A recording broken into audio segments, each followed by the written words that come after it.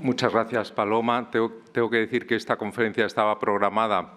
para después del verano, esta que les voy a dar, pero he tenido la fortuna de tenerla ya lista, ¿no? Con lo cual pues no ha sido mucho esfuerzo y ya después del verano habrá otras conferencias. Entonces, vamos a ver hoy esta celebración muy vinculada con el Bicentenario. Realmente esta conferencia se programó por iniciativa de Javier Portús, que sugirió que hablara de el Prado como meca de los artistas. Claro, es un mundo el Prado, entonces me he fijado en Velázquez y en el Greco como dos artistas muy elocuentes en cuanto a la inspiración, los artistas justamente contemporáneos. Es cierto que Murillo fue muy relevante en el siglo XVIII, incluso en la primera mitad del siglo XIX, como núcleo, como factor de inspiración y atractivo extraordinario, especialmente para el comercio y sobre todo para el mundo anglosajón. Y es cierto también que Goya, especialmente en el siglo XX, es una figura de gran relevancia y de gran interés desde finales del XIX y a lo largo del XX. Pero la sucesión Velázquez-el Greco creo que ejemplifica muy bien la virtud que tiene el Museo del Prado de poner el foco en dos artistas desconocidos fuera de aquí. Velázquez, paradójicamente, a pesar de ser el gran pintor, el que más influye en el siglo XIX, la gran colección es la que alberga el Prado, y fuera del Prado, solo en Inglaterra se podían ver algunas obras de Velázquez y en Francia muy pocas, y algunas consideradas de Velázquez que finalmente no lo eran taller de Velázquez, como veremos, a pesar de lo cual influyeron o círculo de Velázquez o incluso de escuela italiana, ¿no? Entonces, me he fijado en estos dos pintores porque Velázquez representa la gran influencia sobre la deriva fundamental del arte del siglo XIX, que es hacia el naturalismo, justo el gran movimiento anterior al impresionismo. Y a partir de ahí va a ser el Greco el que recoja ese papel de inspirador desde finales del siglo XIX y a lo largo de todo el siglo XX, justo cuando la fortuna de Velázquez decrece y, en cambio, el Greco viene a asumir esa función de gran artista, en este caso inspirador de las vanguardias del arte. Decir las vanguardias es reducirlo mucho, pero es del arte desde el postimpresionismo hasta el arte prácticamente de los años 60-70, ¿no? Entonces vamos a ver cómo el Museo del Prado favorece realmente este papel de ver reunidos dos tesoros desconocidos, así lo dicen algunos de los artistas que quedan fascinados cuando ven magníficamente expuestos aquí las grandes obras de ambos maestros. Primero Velázquez, porque hay que recordar que del Greco solo se expone en primera instancia la Trinidad, en la primera mitad del siglo XIX, la Trinidad y los retratos, que son los cuadros de pintura religiosa que solo la Trinidad se exponía, no los del retablo de Doña María de Aragón, que van a pasar después al Prado, ni otros, pero sí que se ve en el Greco el interés de los retratos, aunque se le vincula con la escuela italiana. Y la Trinidad porque es un cuadro de primera época y un cuadro que recuerda muchísimo los modelos de Tiziano y de la escuela veneciana. Vamos a ver cómo Velázquez, en primer lugar, a quien influye es no solo a los artistas que van a venir, sino primeramente y antes que nadie a los grandes artistas españoles. Para todos ellos es la máxima figura, empezando por nuestra máxima figura del siglo XIX, que es Goya, la máxima figura a nivel internacional. En Goya ya va a hacer una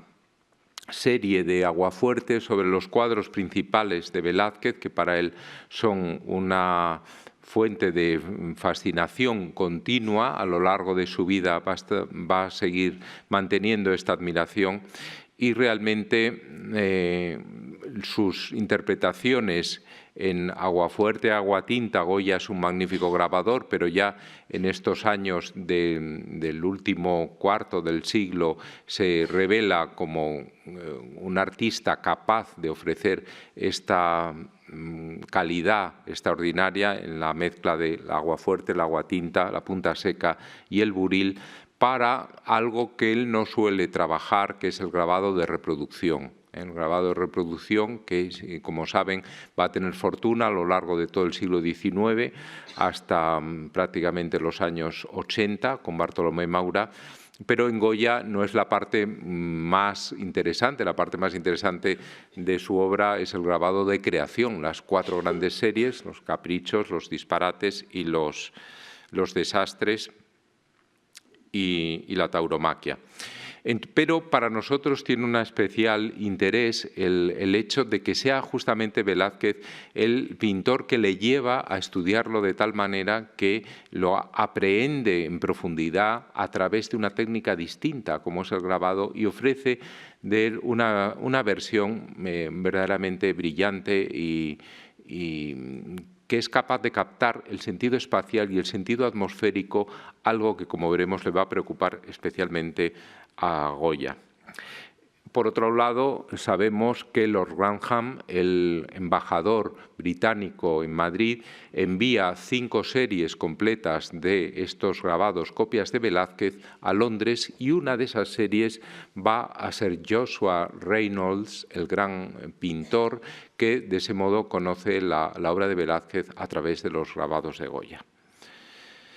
Bien, tenemos como en sus retratos ya de la época del gran momento de la Ilustración,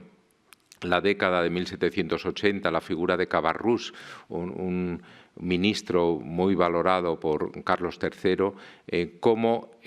estamos viendo la influencia velazqueña, muy evidente, en ese sentido de la ambigüedad espacial,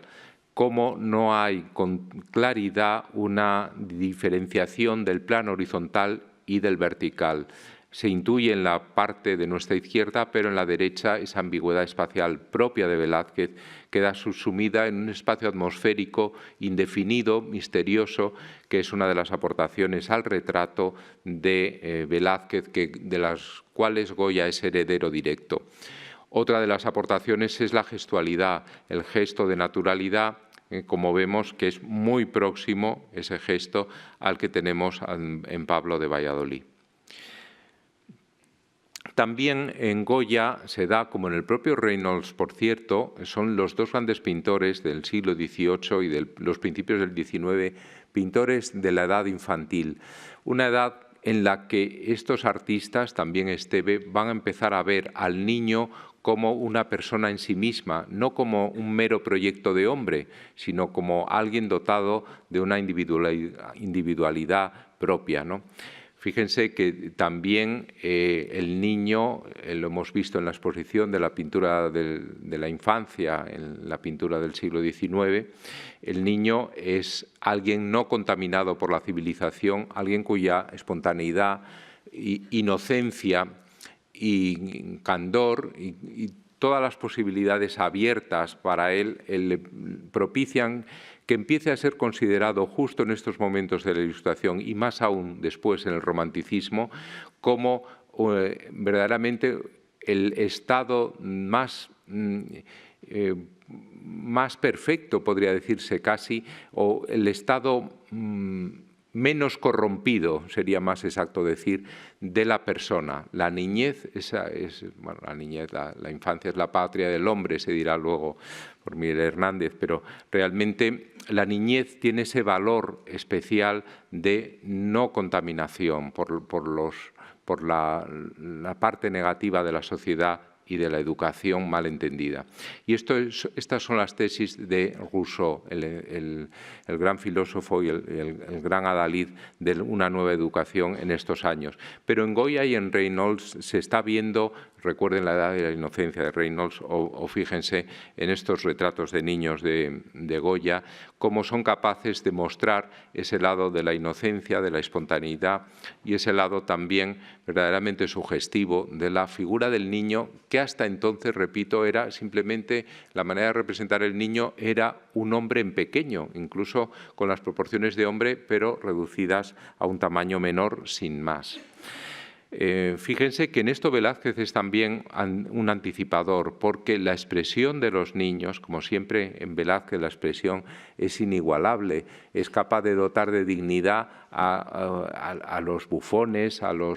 aquellos que tienen discapacidades, a los mendigos. Todos ellos tienen una dignidad extraordinaria, también los niños la tienen, como es el caso del príncipe Felipe Próspero, ¿no? Entonces, todo esto lo asimila Goya, que es un artista eminentemente intuitivo, como luego lo será Picasso, eminentemente capaz de captar aquello que le interesa como una esponja de los artistas más relevantes. Siempre sus modelos los busca entre los artistas de primera categoría, como es el caso de Velázquez, ¿no? Luego, aquí tienen también la influencia de los retratos de la Torre de la Parada, en este Carlos III Cazador, que se relaciona directamente con estos retratos, como vemos, con el fondo paisajístico del Guadarrama y con la postura también, en este caso, muy similar, como vemos, ¿no? Pero es en la familia de Carlos IV donde el homenaje directo a la obra maestra de Velázquez, Las Meninas, se plasma con mayor veracidad y con mayor cercanía. En primer lugar, la presencia del autorretrato del artista al fondo, la presencia, en segundo lugar, del lienzo visto desde atrás, como en el caso de Velázquez, la pintura dentro de la pintura también, como en Velázquez, el juego de luces, sombras, luces y sombras alternativamente van variándose para dar esa sensación de profundidad. Y luego la presencia o la aparente búsqueda de naturalidad, que en el caso de Velázquez hay que decir que está más conseguida que en el caso de Goya, donde las figuras aparecen como en una especie de friso muy ordenadas. En el caso de Velázquez va mucho más allá que un mero retrato de la familia real. No se trata de eso. En el caso de Goya es la familia real, pero no deja de estar presente la referencia velazqueña de las Meninas. También estamos viendo cómo en una de las obras de Jacques-Louis David, Napoleón cruzando los Alpes, en la cual hay dos versiones, hay una referencia o hay una cercanía, por lo menos muy clara, a los retratos de Velázquez con el caballo en corbeta, como vemos. Es un modelo de retrato heroico, pero la manera de presentarlo, que en Velázquez está ligeramente escorzado en profundidad hacia el fondo, y en cambio en David, conforme a los postulados neoclásicos, es rigurosamente paralelo, como si fuera un relieve, obra propia entonces de ese sentido propio de la máxima legibilidad, de la máxima claridad, tan característico del arte neoclásico. Bien, con Delacroix tenemos también un artista muy influido por la escuela española, no solo por Velázquez. Él hace una copia de un cuadro de Carreño, de escuela española. A él le interesa especialmente esta escuela, como le interesa la escuela veneciana, que no hay que olvidar que es la matriz de la escuela española del siglo XVII, la veneciana. Pero también le interesa Murillo, como vemos muy brevemente en esta Agonía en el jardín, que se ha comparado con la liberación de San Pedro de Murillo. Pero ya cuando la influencia de Velázquez es más capital es en los años 60, 50, 60. Antes de esto hay que decir que por el Prado pasan destacados artistas, en un primer momento especialmente los británicos. David Wilkie, por ejemplo, está en el Prado y le influye mucho Murillo, pero también aprende la manera de trabajar de Velázquez con una pincelada enormemente amplia. Wilkie llega en 1827 y Madrazo da cuenta de su visita a través de su epistolario. Después, en 1832, llega David Roberts, del cual tenemos aquí obras en el museo. En sala siempre hay por lo menos una obra. Ahora volveremos a colgar las dos pequeñas tablas que pertenecieron a los duques de Montpensier, de la Torre del Oro de Sevilla y del Castillo de Alcalá de Guadaira, obra de Roberts, y Roberts es capital para el desarrollo del paisajismo romántico, sobre todo por su influencia en Pérez Villamil, en España. Roberts queda fascinado también por Murillo, cuyas claridades y cuya difusión de la luz le fascina, le interesa muchísimo. Y con Roberts viene también un gran litógrafo, acuarelista y en menor medida pintor, que es John Frederick Lewis. Después, en 1860, vendrá John Phillips, otro pintor inglés que muy fascinado por Murillo, pero que no saca tanto partido como los precedentes, es un pintor de no tanto interés. Y luego, posteriormente, llegan otros artistas, pero a ese momento hay que unir, no ya en el Prado, sino fuera de él, la influencia que tiene la Galería de Luis Felipe de Orleans, hecha con pintura española, comprada a muy bajo precio en el momento de la desamortización por el barón Taylor, ayudado por algunos conocedores españoles, y llevada a París, donde se abre esa galería en el Louvre. Y realmente esa galería pone al alcance del público interesado obras de distintos artistas, entre ellos el Greco, muy poco conocido hasta entonces, y Velázquez, Murillo, Zurbarán, Rivera, los grandes maestros de la pintura española. En ese sentido, entonces, la influencia en Francia se ejerce a través no del Prado, sino de esa institución que desaparecerá, dura 10 años, luego se devuelve a Luis Felipe de Orleans la colección y se dispersa, por desgracia, en ventas distintas, con lo cual es una pérdida patrimonial de un gran calibre para España esa formación de la Galería de Luis Felipe de Orleans, pero por otro lado tiene un gran peso en la difusión del arte español a partir del año 1838, en ese momento del romanticismo, en donde artistas como Delacroix, incluso poetas como Baudelaire o Théophile Gautier, pueden verla. Los franceses van a empezar a peregrinar al Prado, sin embargo, a partir de mediados de los años 60, y la figura más relevante entre todos ellos, que es Edouard Manet, va a venir en 1865 y a quedarse fascinado por Velázquez y también, en segundo término, por el Greco. Por ejemplo, él va a copiar, esto antes de venir a España, ya tiene ese interés por las dos grandes escuelas del naturalismo del siglo XVII, que son la holandesa y la española, porque son para él los faros o las guías en su propósito de transformar la pintura y de darle una veracidad diferente. Y en ese sentido, él copia un supuesto Velázquez que formaba parte de la colección del Museo del Louvre, Los pequeños caballeros, como ven. Esta es la obra en sí, que no se considera Velázquez desde hace mucho, pero que en aquel momento sí se consideraba. O ven también Los caballeros españoles de Manet, una obra inspirada igualmente por ese mundo velazqueño y ya pintada por el propio Manet en el año 59-60, es decir, un Manet que apenas tiene 27, 28 años y que está gestando su estilo mirando por un lado a Rembrandt y por otro lado a Velázquez, valiéndose de los Velázquez que puede ver en ese momento en París, en colecciones particulares o en el Louvre. Fíjense cómo al fondo está esa ampliación espacial propia de las Meninas y cómo los personajes están vestidos a la moda española. Pero también los mendigos, en este bebedor de absinta, un filósofo, aparecen con ese espíritu velazqueño. Fíjense en las sombras, fíjense sobre todo en la ejecución de pinceladas muy suelta, de mancha muy deshecha, que Manet acentúa extraordinariamente si se compara con los modelos velazqueños. Bueno, aquí tiene el niño con espada, que todos habrán recordado al ver este niño, ¿no?, que lleva esa bandeja con cristales. Bien, esta otra figura es una copia grabada de Manet, la Margarita, copia a partir de Velázquez, como ven, y es una fotografía de esta aguada que se hace a partir de la infanta Margarita de Manet.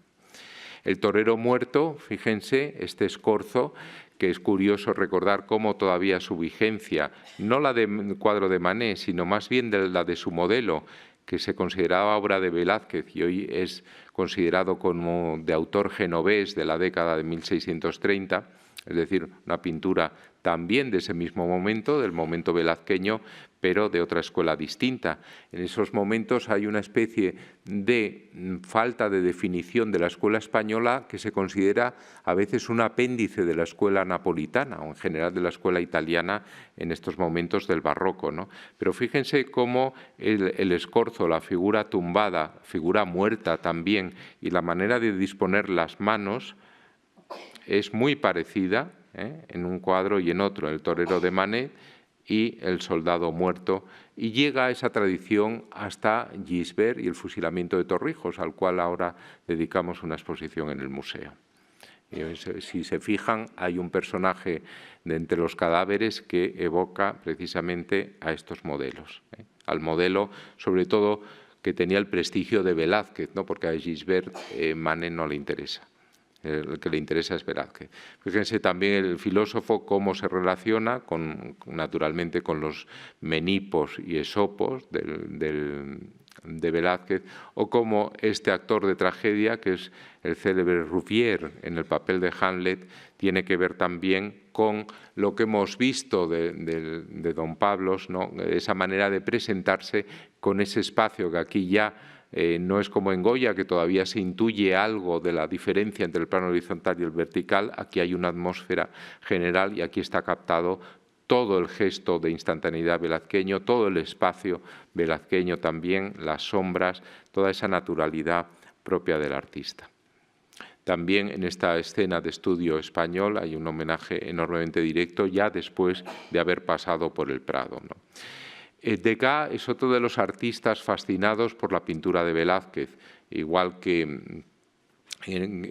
Manet, pero realmente con un sentido quizá un poco antes, cuando Degas se están formando. Es un artista perteneciente a la aristocracia con gran disponibilidad económica, viaja por Italia, viaja también por España y realmente él puede ver de primera mano pues las grandes colecciones. Entonces su interpretación es muy interesante en esta obra, en esta especie de variación de las Meninas.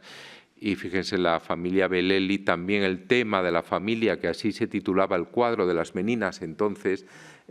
con la presencia del espejo, con la presencia de la puerta al fondo o el cuadro dentro del cuadro, todo ello nos habla de asimilaciones de ese mismo cuadro, resueltas en cualquier caso con una personalidad propia muy marcada y muy innovadora en el caso de Degas, con mayor distancia con respecto a los modelos velazqueños que en el caso de Manet o que en el caso de Goya. También los pintores norteamericanos, especialmente Whistler, Chase y Sargent, son grandes amantes de la pintura de Velázquez. En el caso de Whistler, no solo el espacio o la pincelada, sino muy especialmente el colorido en esos grises plateados y en esos blancos y negros, le fascina por su delicadeza y por su calidad, como vemos en esta obra, ya muy temprana, la armonía en verde y rosa en la sala de música. Whistler no vino a España, no vino a Madrid, pero sin embargo sí pudo ver pinturas de Velázquez en exposiciones que se llevaron a cabo en Inglaterra en esos años. Fíjense en este caso ya la armonía en gris y verde, que es una obra precursora de las armonías de color de los simbolistas y que tanto en la elegancia de la figura como sobre todo en la calidad del color está mirando a Velázquez. Incluso hasta tal punto está pensando en España, que retrata a Sir Henry Irving como Felipe II de España, dice, y al mismo tiempo lo titula Arreglo en negro, ¿no? Los tonos velazqueños y los tonos de la escuela española, con ese sentido que hemos visto en Manet también de presentación de la figura, que ocupa todo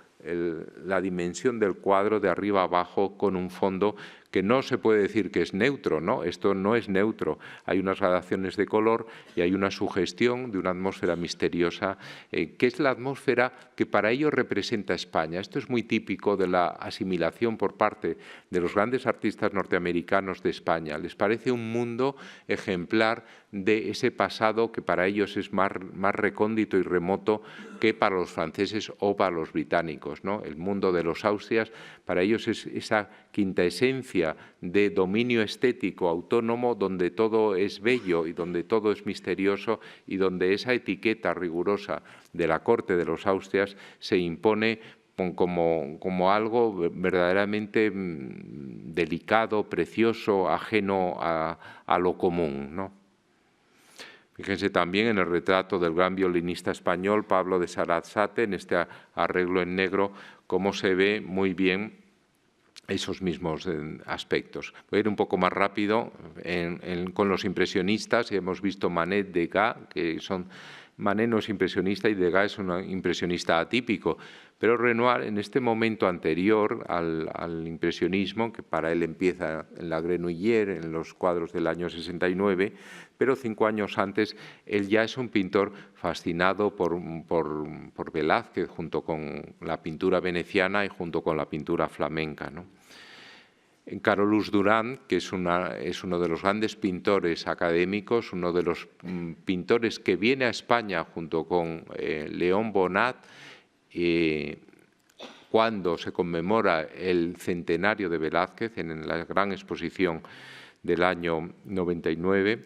es invitado y viene a España. Y es un pintor que ya desde los años 60 está muy vinculado con la estética velazqueña,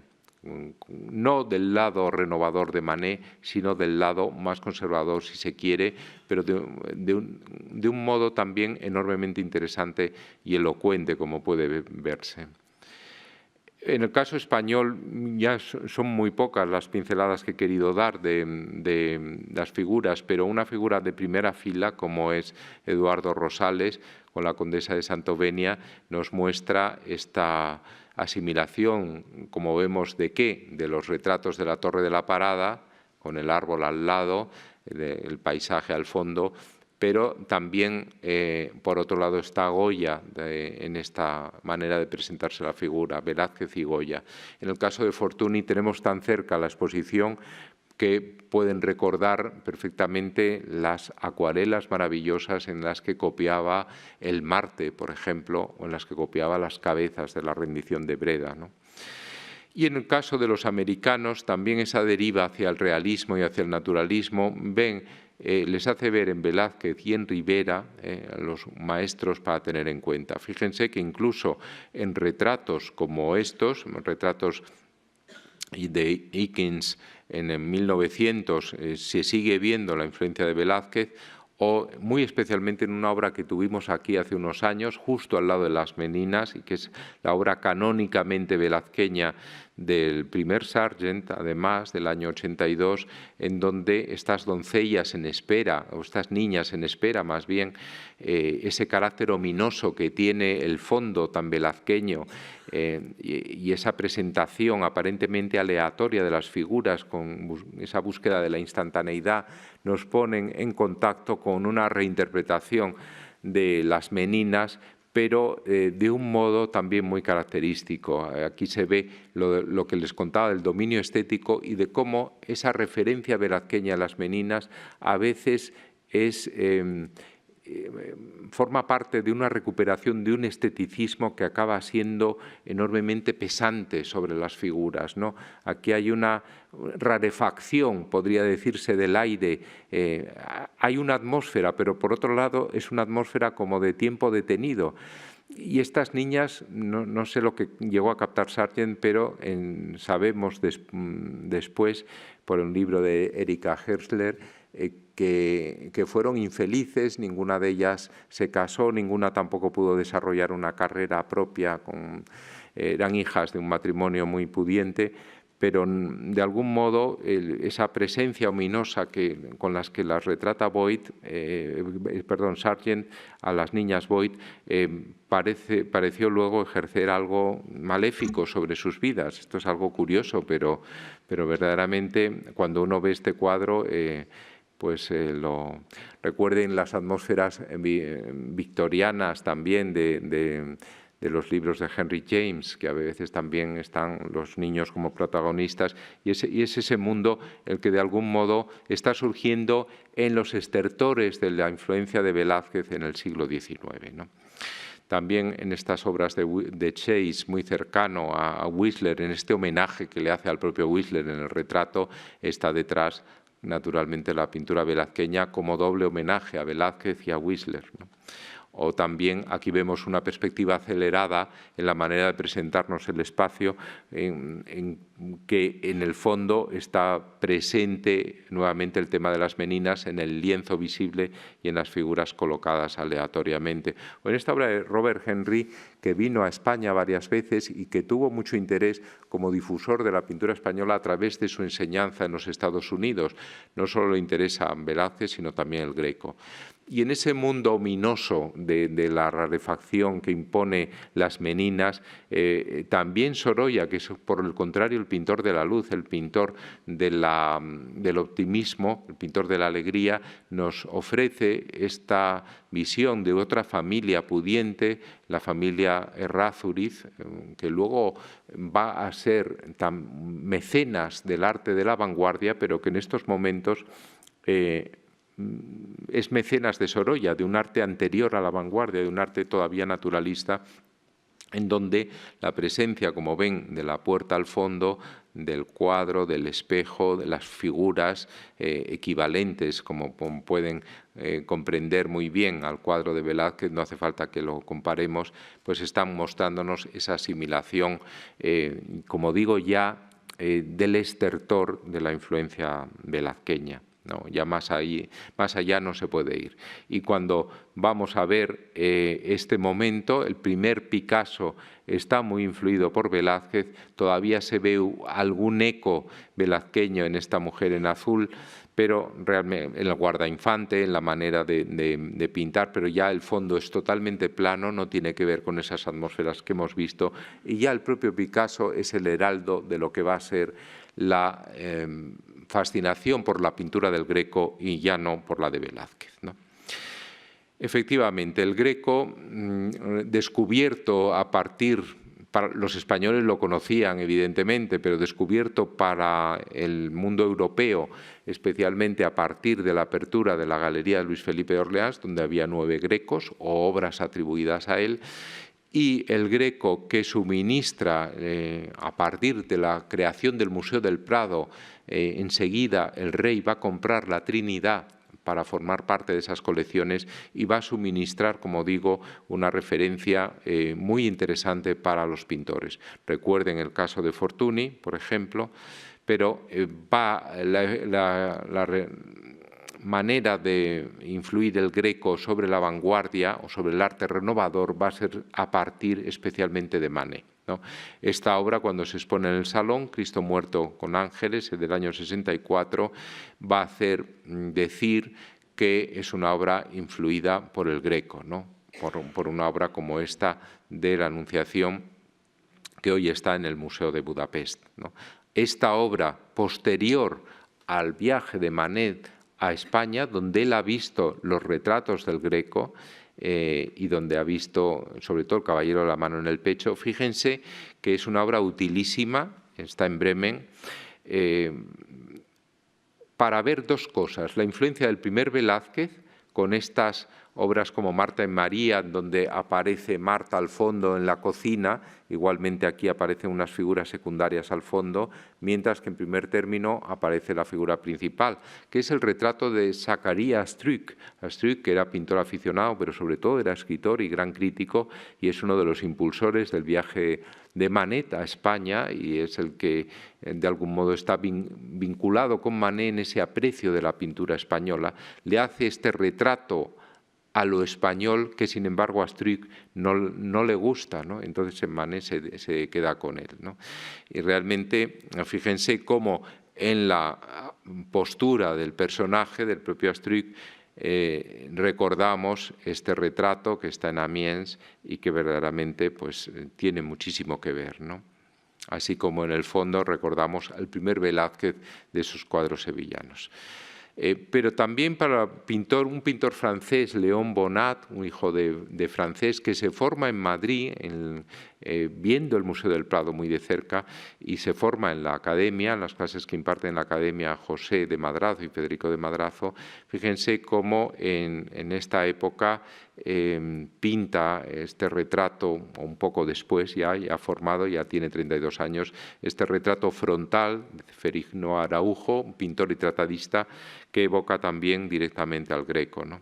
Lo pudieron ver en la exposición del Bicentenario, además, se restauró para ese momento. También vemos cómo se colgaba entonces al Greco. El retrato de Jerónimo Ceballos estaba al lado de Susana y los viejos de Tintoretto, estaba al lado de cuadros de Bassano y de una copia de Tiziano por Martínez Mazo, es decir, al lado de la escuela veneciana. Y efectivamente el Jerónimo Ceballos es el cuadro que realmente es el cuadro más realista, podría decirse, del Greco. Es el cuadro que va a copiar no solo Fortuny, sino que luego también lo va a copiar nada menos que Sorolla en los años 80. Bien, el Caballero Anciano, este cuadro tan elegante, el que lo copia es Ricardo de Madrazo en esta acuarela que realiza, ¿no? Y fíjense también cómo este otro cuadro de Robert Bloom, de William Merry Chase, el que había retratado a Whistler a la manera velazqueña, pero también retrata a su amigo, que es también pintor, Robert Frederick Bloom, un pintor de esa misma generación, un poco más joven que él, lo retrata a la manera del Greco, ¿no? Fíjense cómo La Dama del Armiño, que había sido el cuadro más famoso aparentemente del Greco, de la Galería Luis Felipe de Orleans, el que pudo ver Gautier, pudo ver Baudelaire, les fascinó por esa elegancia que tiene, por esa sensualidad también. Hoy sabemos que no es el Greco ya, podemos decir que no es el Greco, que seguramente es otro, es Sánchez Coello, es un pintor de la tradición del retrato de Felipe III, de la época de Felipe III, pero es un retrato que fascina a Cézanne, que ve no la obra, que ya estaba en una colección particular, la había comprado Stirling Maxwell, el gran tratadista británico, sino que lo que ve es una silografía, que lo que hace es reducir la pintura a los trazos esenciales, pero es algo que les es muy útil a Cézanne, ¿no? Esa reducción de la silografía, y que se queda fascinado con esa obra. Por vez primera se pusieron ambas obras en la exposición de 2014 que hicimos en el Prado, y fíjense pues la diferencia entre lo que es una dama aristocrática, como ven, una dama muy elegante, y lo que es prácticamente, lo que estamos viendo es una persona una artesana, una mujer artesana, una mujer de clase media o de clase media baja, que está interpretando Cézanne, pero con el propósito constructivo evidente en su pintura, y con unos colores que en el fondo también son una transposición muy creativa, llena de personalidad, de lo que podía él, propio Cézanne, pensar que habrían podido ser los colores del Greco, ¿no? Fíjense también cómo en estos bañistas el Cristo resucitado o estas figuras del Greco, estas figuras de desnudos que a veces aparecen en sus obras, son muy interesantes. En España el Greco fascina hasta el punto de que compran sus cuadros dos grandes pintores, Santiago Rusiñol e Ignacio Zuloaga. Las lágrimas de San Pedro es un cuadro, y el otro, la Magdalena penitente, que todavía se pueden ver en el Cau Ferrat, son atribuidos hoy al Greco, pero entonces eran considerados obras del Greco, y de algún modo inspiran el periodo neurasténico de Rusiñol, el periodo en el que él pues hace sus cuadros más simbolistas, como es este de un novicio, mansedumbre. Fíjense además cómo la identificación de Rusiñol con el Greco hace que sea pintado con un guiño a la manera del Greco, como si él fuera el personaje, el caballero de la mano en el pecho del Greco, dibujado por su amigo Ramón Pichot, ¿no? El otro gran pintor que está influido por el Greco, bueno, lo vamos a ver ahora. Por un lado, Sorolla es un pintor que, a pesar de que es Velázquez su figura de cabecera en la escuela española, también al mismo tiempo, y esto hay que decirlo porque se ha ocultado durante mucho tiempo, se ha hecho de Zuloaga el único valedor del Greco y de Rusiñol, pero Sorolla, fíjense cómo en los dos retratos que hace de Cossío, este es el mejor y el menos conocido, está en colección particular, no solo coloca al fondo al caballero de la mano en el pecho, sino que la elegancia de Cossío y la manera de presentarlo son deudores, y sus grises, de los retratos del Greco, ¿no? Es como un homenaje a Cossío visto a través del Greco. También Sorolla forma parte del patronato de la Casa Museo del Greco, que crea su amigo el Marqués de la Vega Inclán, y en otros retratos también se puede rastrear su influencia.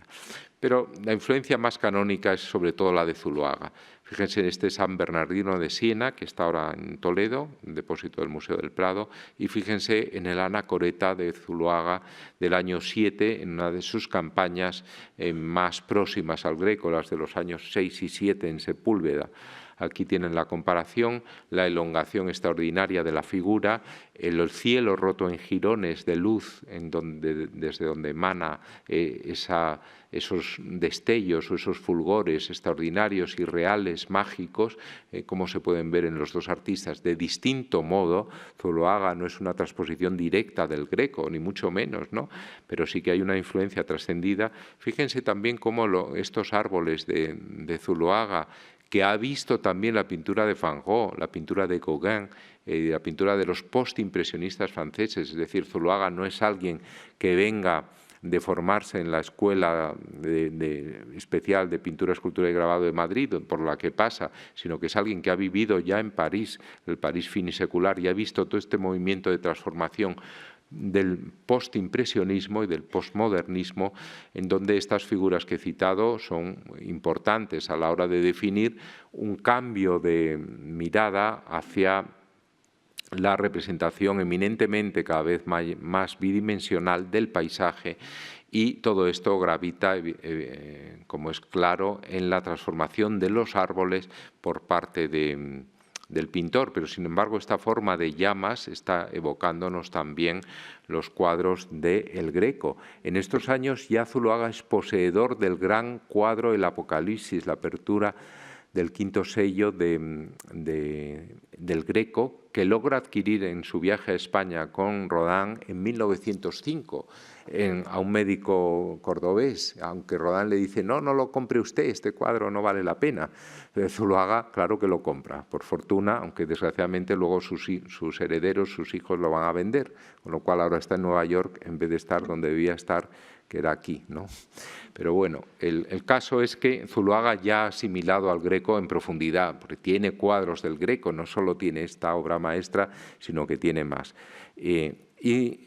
estamos viendo cómo es el gran pintor de referencia, el pintor que le influye. En su retrato de Maurice Barrés, con Toledo detrás, que es un homenaje también al pintor, estamos viendo cómo le influye la vista de Toledo, cómo le influye también Barrés además aparece con el libro recién publicado de El Greco o El secreto de Toledo. Primero se publica en francés y al año siguiente se traduce al español, ¿no? Aquí, y también sus paisajes puros de Toledo, en las numerosas vistas de Toledo que él hace, estamos viendo pues estos fondos dramáticos y esta manera de escalonar los horizontes tan próximos a la vista de Toledo, que igualmente hay que ver hoy en el Metropolitan Museum de Nueva York. Pero también vuelve al homenaje de mis amigos al Greco con la presencia del propio cuadro de Zuloaga. Es un auto-homenaje, porque aquí está Zuloaga retratado a la velazqueña, como en Las Meninas, pero más bien como Goya, ¿no? Esto nos recuerda más a la familia de Carlos IV, pero aquí está el Greco. El Greco ocupa más de la mitad del cuadro en altura. Y aquí están el resto de los personajes, que no se los describo, pero que los pueden ver en el catálogo. Entre ellos, evidentemente, pues están Pío Baroja, Valle Inclán, sus amigos del 98, pero también los del 14, como son Ortega o como es Marañón. Fíjense también en cómo, al asociar a estas dos generaciones de intelectuales a su propia figura, a Zuloaga, y al cuadro del Greco, porque casi todos los que están representados aquí escribieron sobre el Greco, Zuloaga se coloca a sí mismo como el gran fautor o el gran valedor del Greco y el gran artista intelectual, amigo de los intelectuales del momento, es decir, da un paso más allá, no es un artista normal, sino que es un artista conocedor, difusor y amigo de intelectuales, como estamos viendo, y como el propio título elocuentemente muestra, el título de Mis amigos. También el Paravicino, que hoy también está en Boston por influencia de Marie Cassatt, se compra, la gran pintora, el director del Museo de Boston, compra esta obra maravillosa y la influencia sobre Zuloaga es muy clara, una obra que hace en la Guerra Civil en este monje dominico, ¿no?, que estamos viendo aquí. Para otros pintores menos conocidos, el Greco es igualmente fuente de sugestión. Uno de ellos, muy original y muy peculiar, que sigue al Greco muy de cerca, es este pintor gallego insuficientemente conocido, Jesús Rodríguez Corredoira, del cual este hombre en Vigo nos lo muestra con toda claridad. Y ya en Picasso, que es el artista de vanguardia, el artista principal del siglo XX, es sintomático que vea en el Greco el elemento catalizador nada menos que de la asunción de la primera vanguardia importante. Podemos considerar que es el fauvismo, pero sobre todo la vanguardia transformadora es el cubismo en 1907. Aún antes, en la época en la que él está en Barcelona, en el año 99, 1900, en donde ya ha visto al Greco tanto en Toledo como en Madrid, y en donde está muy cercano a Rusiñol. Para él Rusiñol es una figura importante. Fíjense cómo vuelve a estar, igual que Pichot le dibuja aquí, como el caballero de la mano en el pecho, pero al mismo tiempo dibuja otras cabezas en homenaje al Greco. Aquí un autorretrato del propio Picasso al lado de estas cabezas del Greco, y al lado también de algunas inscripciones que ponen Yo el Greco, aquí está. De tal manera está imbuido por esta necesidad de asimilación, aquí vuelven a verlo, y en los óleos el trasunto de estas imágenes directas e inmediatas que parecen casi radiografías del espíritu, que no son representaciones de la naturaleza objetiva o fisionómica de la persona, sino que van más allá.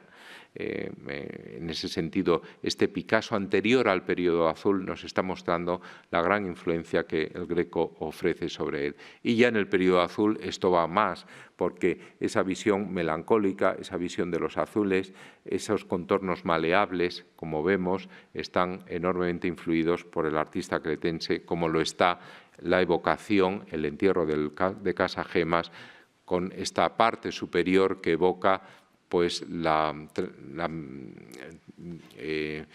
psicagogia, ¿no?, la asunción cómo los ángeles llevan el alma del conde de Orgaz en la parte superior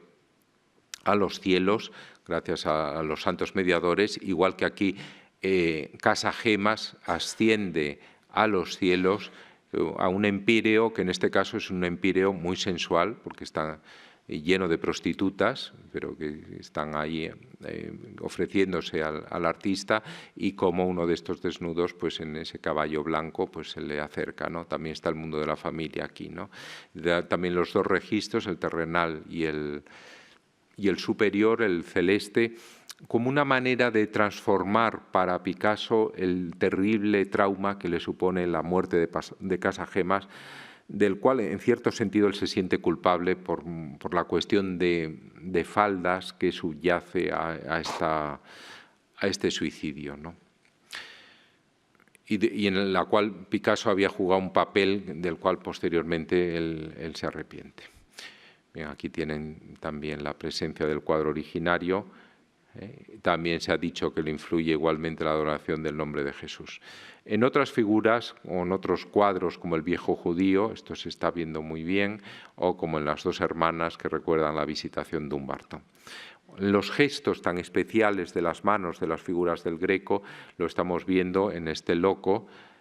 pero igualmente lo estamos viendo en este aguafuerte que en la relación entre figuras nos recuerda a estas figuras de San Pedro y San Pablo que están en el Museo de Cataluña, el antiguo Museo de Arte Moderno. También incluso en la época rosa hay algo de la presencia del Greco, como se ve en esta familia de acróbatas, que recuerda vagamente la Sagrada Familia con Santa Ana, como ya sugirió Pérez Sánchez en un libro de modelos de pintores. Y fíjense aquí como en este estudio para los campesinos de Pablo Picasso estamos viendo también el recuerdo de una obra que entonces todavía que acababa de estar en la iglesia de San José y que realmente se vende en estos mismos años con gran escándalo, que es el San José y el Niño. El caballo, el muchacho vestido de azul, está vinculado con San Martín y el mendigo, que está en la iglesia de San José de Toledo, que está hoy en el Museo de Washington. Y fíjense en la visión de San Juan que Picasso va a ver, porque está muy interesado efectivamente en ello, va a ver al estudio de Zuloaga, con el que tiene buen trato, y realmente allí esta compresión sobre las figuras, esta manera de hacer los pliegues rígidos, descomponiendo la figura en estos motivos casi geometrizados, ¿no? Como vemos, no solo en los pliegues de la figura, sino también en los pliegues que están detrás de las figuras, ¿no? Esto es muy interesante. Los desnudos monumentales también, el espacio ocupado por esta figura son sugerencias para el cuadro inaugural del cubismo, que es Las señoritas de Aviñón. Recuerden que los tres elementos que se señalan como impulsores del cubismo son el arte negro, las máscaras negras que se coleccionaban por artistas, entre ellos Matisse, Flamenc, Picasso. En segundo lugar, el Greco también. Y en tercer lugar, Cézanne. Pero William Rubin, en su estudio seminal sobre las señoritas de Aviñón, defiende que la influencia del Greco es mayor incluso que la influencia de Cézanne, algo que visto desde el ámbito de la historiografía anglosajona es muy relevante, ¿no? Fíjense efectivamente aquí los pliegues rígidos, los desnudos con los cortinajes, las telas detrás, la monumentalidad de las figuras que llenan todo el espacio, como en una de ellas ocurre en el cuadro del Greco, y también esta manera de construir el espacio, igual que los pliegues, ¿no? Es como si Picasso llevara ese sentido de la rigidez no solo a los vestidos, a los objetos, sino también al propio espacio, ¿no? Y ahí está la transformación que opera el cubismo de una manera cada vez más radical hasta llegar en 1910 al principio del cubismo analítico en obras como Mujer en un sillón, que ejercen una gran influencia. Aquí está nuevamente detrás de Cézanne, pero también está la luminosidad del Greco, este sentido ascensional propio del artista que sigue influyendo a Picasso. Igualmente después, en la génesis de ese lenguaje cubista que abarca los años 7 hasta el estallido de la guerra, hasta el 14, luego abandona el cubismo, pero para volverse hacia el clasicismo, pero después vuelve a recuperar el cubismo bajo una órbita vinculada con el expresionismo, no ya solo como modelo constructivo, sino también como modelo expresivo. Eso va a suponer el cubismo después para Picasso. Y ahí, en ese retorcimiento de la figura pre-baconiano, fíjense que esta obra es del año 39, es anterior a Bacon, pero estamos viendo un Bacon avant la lettre, ¿no? Casi. Y fíjense cómo en este retrato de su amigo Sabartés, un retrato irónico, satírico, estamos viendo también pues el homenaje al Greco, nuevamente con esas gorgueras y nuevamente con esa visión también frontal transformada. Pero aún más, el retrato de un pintor, de Jorge Manuel Teotocópuli, es el modelo directísimo de este retrato de un pintor según el Greco, como él dice en el propio título en 1950, ¿no? Fíjense que aquí verdaderamente esto es el confesado por Picasso, que es un trasunto directo, no una copia, sino una asimilación a un lenguaje cubista que cada vez es distinto. Aquí es más lineal, es un cubismo llevado al plano a través de un dominio de la línea muy preciso y muy certero. Y fíjense cómo la influencia de Picasso y del Greco asociado a él se ejerce en todo el continente, en Europa, muy especialmente en Centro Europa, a través de la asimilación del cubismo por parte de los checos, de Prohaska, especialmente Antonín Prohaska, y de Emil Fila. Los dos conocen las obras de Picasso porque van a París, y conocen las obras del Greco porque también las ven en París y las ven en la colección de Kramar, un coleccionista checo, ¿no? Estamos viendo cómo en esta Salomé II está presente el espíritu igualmente del Greco, ese modelo ascensional, ¿no? Fíjense también cómo en el ámbito pues, cercano al cubismo, pero ya en París, por artistas que llegan de toda Europa, como de Italia lo hace Amedeo Modigliani, o como de Bielorrusia lo hace Chaim Sutin, o como también de Bielorrusia hoy, Vitebsk, lo hace Marc Chagall, están en ese ámbito difuso que es la Escuela de París, mirando a Picasso y mirando al Greco. Bueno, nada hay que decir de este retrato que pudieron ver, el Mecenas de Modigliani, Paul Alexandre, entre una vidriera con la misma manera de disponer la mano, incluso los dedos, la estilización del caballero de la mano en el pecho del Greco, ¿no? O este retrato de Derain, de Iturrino, como estaba viendo también en los retratos del Greco. En Delaunay, el artífice de la obra cubista, vamos a ver cómo su obra, de la obra órfica, es el cubismo coloreado con resonancias musicales, como su obra es publicada en el almanaque de Der Blaue Reiter en Múnich, en un sentido inspirador de aquellos abstractos más líricos en Alemania, como son Marc y Kandinsky. Marc llega al borde de la estación, pero Kandinsky llega directamente a la estación. Y para ellos es una fascinación la obra de Delaunay. Como vemos, aquí están en la colección de Bernard Keller, este San Juan Bautista del Greco, que actualmente está en el Museo Pushkin de Moscú, porque es una rapiña de guerra que no se ha devuelto, ¿no? Fíjense cómo esta obra está muy cercana, evidentemente, al San Sebastián de Delaunay, que está este Greco está muy cercano a este gitano de Delaunay, que está en el... Esta es lo que ha quedado de esta obra, que afortunadamente se pudo recuperar la parte superior y es casi todo, ¿no?, que está en el Prado. Y Delaunay, que se viene a Madrid, puede ver en los años de la Gran Guerra, puede ver la mitad superior de este cuadro, que entonces estaba en Toledo, e inspirarse él para su serie de 4 gitanos, una de los cuales está en el Reina Sofía. Pero también estas figuras de las Tres Gracias tienen que ver igualmente con las disoluciones del Greco, con estas figuras monumentales. Aquí pueden ver esa especie de reinterpretación de la parte superior de la obra. También el primer Marcel Duchamp, el que está en torno a la sección d'Or, donde está Jacques Villon, su hermano mayor, y donde están también vinculados con el orfismo del propio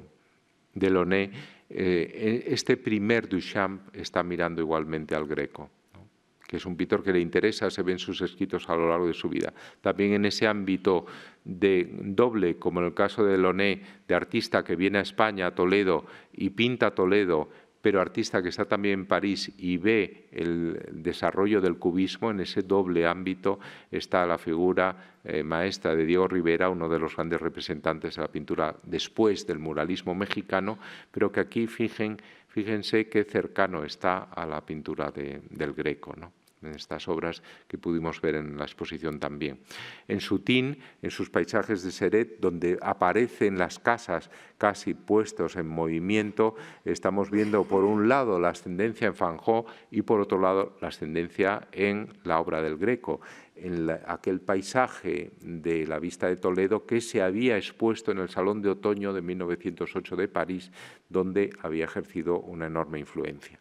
Fíjense en este hombre rezando, cómo nos recuerda en todo la estilización, en la presencia de las manos como un gran protagonismo, y en esa referencia al cielo convertido en un gran protagonismo del cielo, dividido en subespacios alveolares que evidencian también el gusto por los fondos del Greco, ¿no?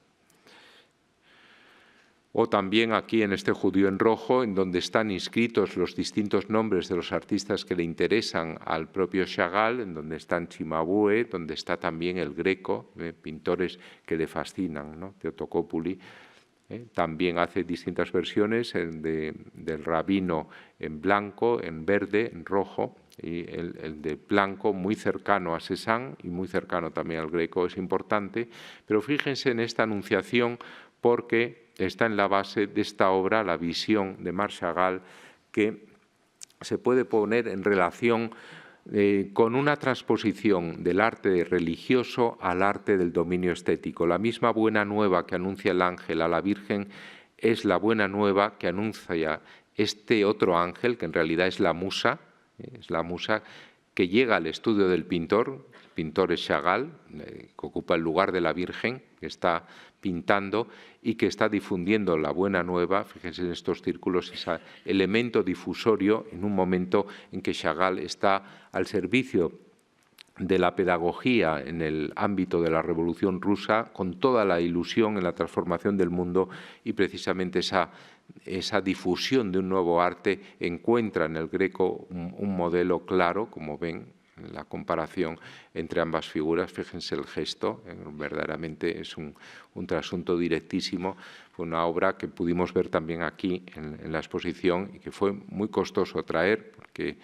estaba en un museo privado y verdaderamente valió la pena. Bien, vamos a ver algunos otros ejemplos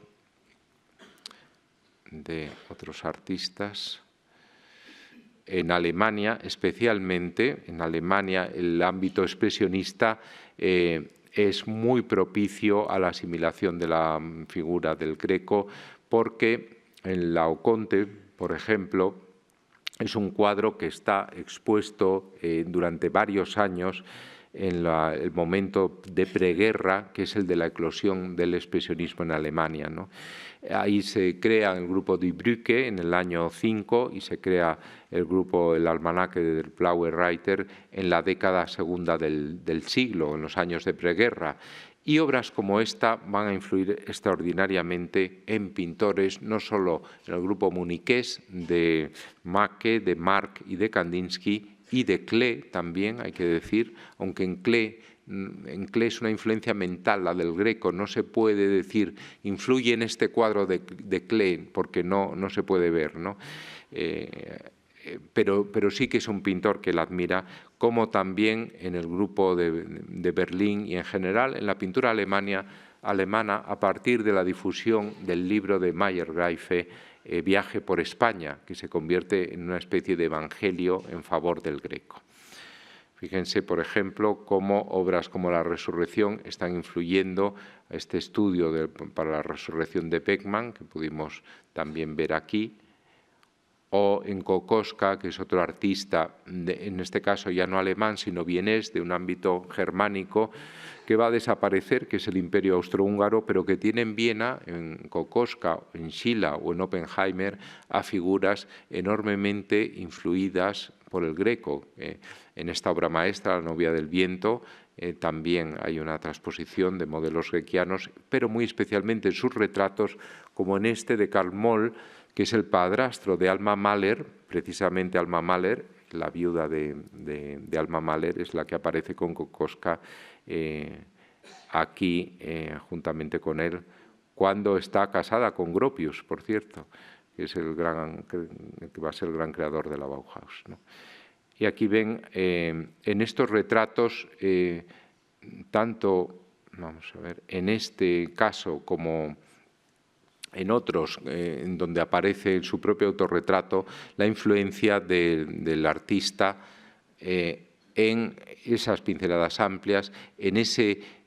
fulgor que acompaña la pincelada, fíjense aquí,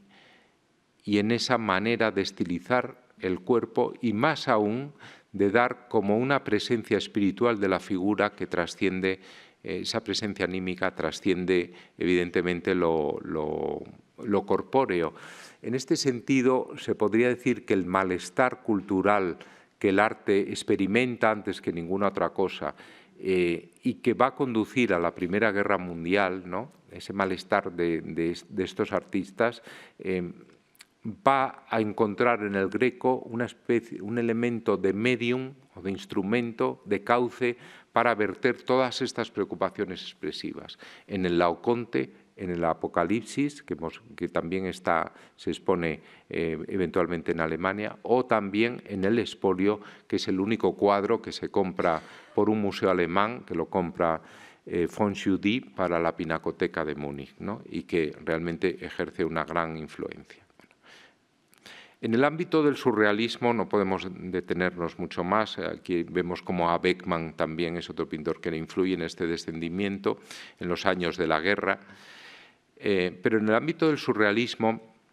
que es otra vanguardia, fíjense que ya van tres: la cubista, la vanguardia expresionista o las vanguardias, porque son varias, tanto en París como en Alemania como en Austria. En el surrealismo, la noción de modelo interior propia de Breton es una noción también muy cercana a la poética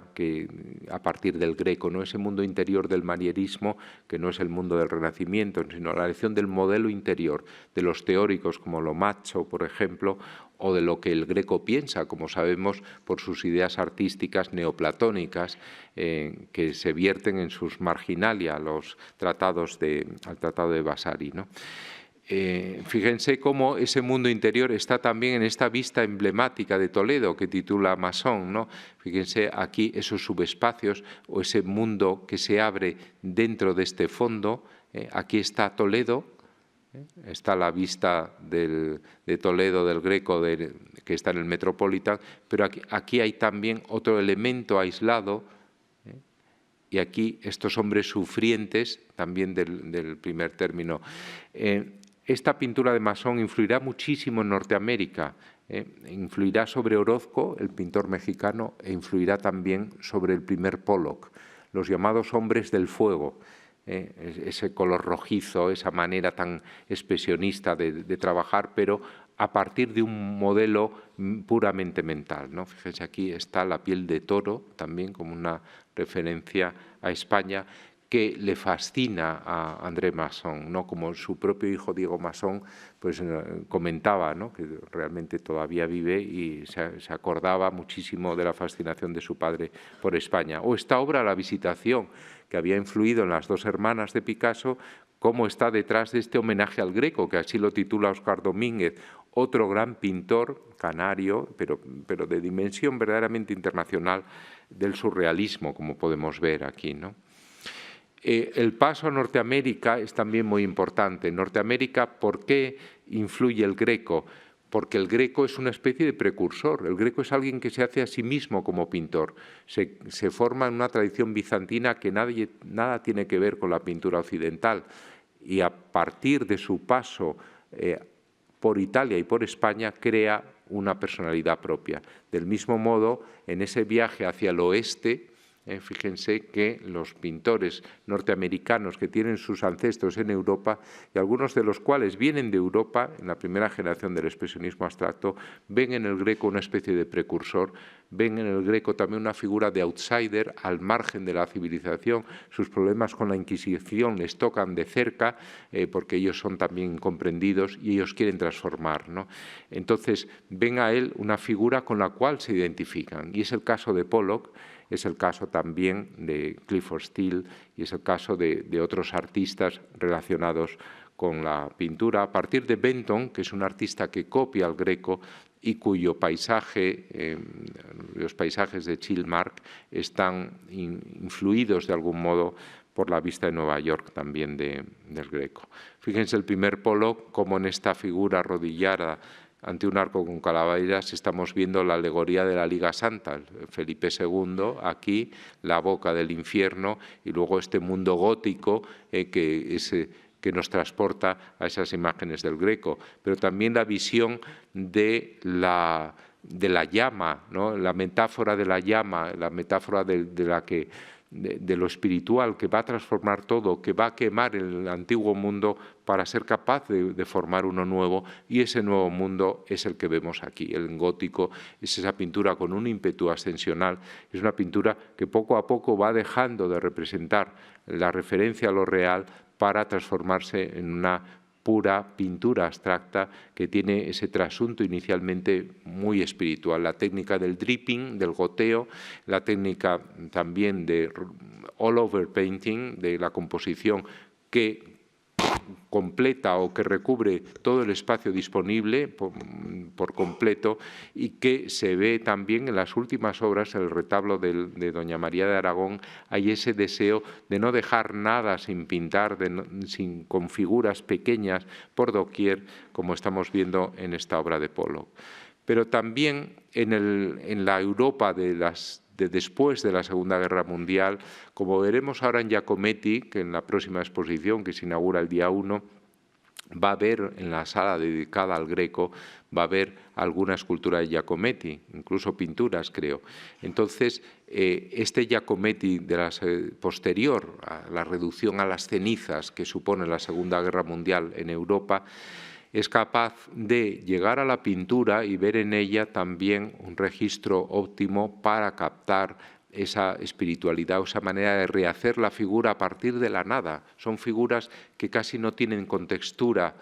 corpórea, son figuras casi fantasmagóricas, ¿no?, que están en un espacio igualmente irreal o fantasmal, ¿no? Y ahí la figura del Greco vuelve a influir tanto en las esculturas como sobre todo en las pinturas. De su fascinación por el Greco dan cuenta las copias dibujadas que conocemos de él, ¿no? En caso de Bacon, igualmente, está este escorzo que nos recuerda al soldado de la resurrección, que también pudimos ver aquí, o en el caso de Saura, este retrato imaginario de Felipe II, como nos muestra esa presencia de ese mundo que él utiliza a partir del Greco, transformándolo, deformándolo y convirtiéndolo en una especie de forma negativa para representar lo más opuesto a la espiritualización. Fíjense cómo el Greco además influye en contextos diversos y hasta opuestos, con significaciones contrarias, ¿no? Cómo espiritualiza, cómo descorporeiza o desrealiza, y cómo sirve para mostrar un elemento amenazante, como es este Felipe II visto por Saura, ¿no? Pero es justo entonces, en los años 50, cuando Picasso vuelve a fijarse en Velázquez, un pintor al cual no se miraba entonces, ¿no?, en la medida en la que se había mirado en el siglo XIX, porque era el Greco y Goya las figuras óptimas para esa recuperación de la figura con un valor expresivo después de la Segunda Guerra Mundial, ¿no? Y fíjense entonces cómo para Picasso Las Meninas es un gran rompecabezas que él deshace y vuelve a armar en una serie muy amplia, muy cerrada, en un experimento continuo de obras en donde una vez acabado no vuelve a interesarse por ello, ¿no? Pero es como si en una época de crisis, en donde Picasso aparentemente no sabe qué hacer, en donde está recibiendo críticas a que con el cubismo ya no va más allá, entonces él se vale de los antiguos maestros. Vemos cómo se refiere a Courbet, cómo se refiere a Delacroix, y se vuelve a referir otra vez a Velázquez, al cual arma y desarma, como vemos, recuerden el cuadro, y fíjense cómo aparece en todas estas especies de asedio continuo, ¿no?, en esta especie de investigación hasta el final, en donde va reduciendo, aquí vemos la figura del aposentador al fondo, en donde va creando todo obras interesantes, desde luego, pero todo obras cargadas de significación y obras que verdaderamente son vueltas de tuerca sucesivas, como una especie de modelo de armar y desarmar, ¿no?, como en el fondo es el cubismo, ¿no? Fíjense todo esto, hasta llegar al plano bidimensional en una especie de homenaje a Matisse que estamos viendo aquí, ¿no? Bacon, el otro gran expresionista del momento, junto con Giacometti, nos está mostrando la influencia no de un concreto Velázquez, que es el Papa Inocencio X, que nunca va a ver, pero que sí le sirve para estas creaciones. Y termino ya con el último Picasso, ya no puedo proyectar más, pero Picasso vuelve al Greco en otro lenguaje, en un lenguaje irónico en esta suite 347. Él vuelve verdaderamente aquí, estamos viendo ese homenaje, el entierro del conde de Orgaz según Picasso lo titula, ¿no? Aquí vemos cómo ese paraíso también es un paraíso sensual, lujurioso, y cómo aquí el pobre Teotocópuli, el hijo del Greco, el que ofrecía, aquí está ofreciendo pues este pollo asado, ¿no? De una manera totalmente no sacrílega, pero sí irreverente, ¿no? O como también, de algún modo, hay una visión satírica en la aproximación de Picasso al Greco, pero hay una visión melancólica. Y esto lo estamos viendo aquí. Retrato bufo de uno de los personajes del entierro del conde de Orgaz, en la misma suite, pero en ese retrato bufo estamos viendo a alguien que mueve a risa, pero mueve a compasión igualmente. Y en las propias pinturas de mosqueteros del final de su vida de Picasso, que va a morir 3 años después, en este hombre negro, estamos viendo cómo en un Picasso que quiere acercarse a España pero que no puede porque Franco todavía vive y él no puede volver, está viendo en el mosquetero, en estos mosqueteros, está viendo la presencia del Greco como quinta esencia del alma de lo español. Y en este doble autorretrato, de algún modo, donde se ve Picasso con el color melancólico azul, como si él fuera el caballero de la mano en el pecho,